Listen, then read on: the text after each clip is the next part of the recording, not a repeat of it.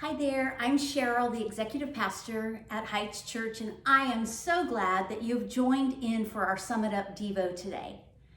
We are looking at the different styles of leadership, and actually a leader is just someone who has made an impact or influences other people. Most of us have a tendency to think that a leader is someone who is an extrovert, someone who's comfortable sharing from the stage, someone who's assigned a certain role or title in their job. But sociologists tell us that even the most introverted people will influence 10,000 others in an average lifetime. Wow, 10,000 people that each and every one of us, regardless of our personality, have the ability to influence. Imagine how unknowingly you may have influenced people in your life so far. You know, every person that you come in contact with is impacted in some way or another. For example, if you make a decision to open a door for someone, that has an impact, and whether or not they say thank you for that act of kindness impacts you. You feel satisfaction if they acknowledge, and honestly, sometimes we're disgruntled if they don't. If you compliment a coworker on their performance, that has an impact on that person. And today we are going to take a look at a story in the Old Testament about Nehemiah and the influence or impact his leadership had. You see, years before this story takes place, Nehemiah and the Jewish people have been exiled from Judah, from the city of Jerusalem. Nehemiah, he ends up in Persia. And he's settled in, he's made a great life for himself. He actually has quite a great position. He's the king's cupbearer. And one day he's visited by his brother and a few others from Judah. And he asked them, how are things going now that people are beginning to return to Judah? Well, they had begun to return several years before, but the report that Nehemiah got that day was so troubling to him. He's told that the people are indeed returning, that they're settling back into the area, but that the walls of the city of Jerusalem are still in great disrepair. In other words, the walls that should provide safety, they provide security, they still looked like the battle that had torn them down had just happened. They were a mess. This was so troubling to Nehemiah, and he begins to pray about what needs to be done. Now, you may know the end of the story. He goes back and the walls of the city are rebuilt in just 52 days. That's quite an accomplishment. It's really a miraculous story.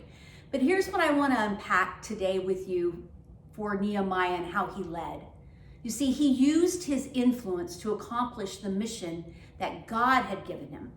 First of all, he didn't create his own plan. Scripture tells us that when he heard the news, he prayed and he fasted. And he came up with the plan because that was something God deposited within him. He did not create his own plan.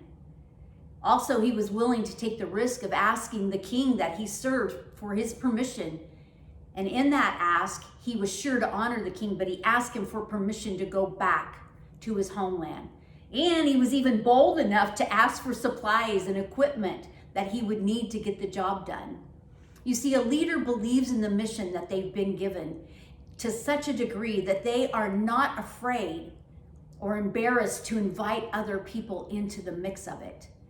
And we know the story. The king gives Nehemiah permission to go, letters that will tell others in authority along the way that he has the king's permission. He also provides him with supplies, wood, etc., that he's going to need. And he honestly provides army officers to travel with him so that Nehemiah is protected. Then secondly, upon his return to Jerusalem, Nehemiah takes stock of the need in every area of the wall. And then he begins to talk to the people that are living in the city. He invites them into this work. He shares the need to fortify the city for protection. And he shares that it's being considered a disgrace in that time that the walls of the city are so dilapidated. And then as he shares, the people buy into the mission.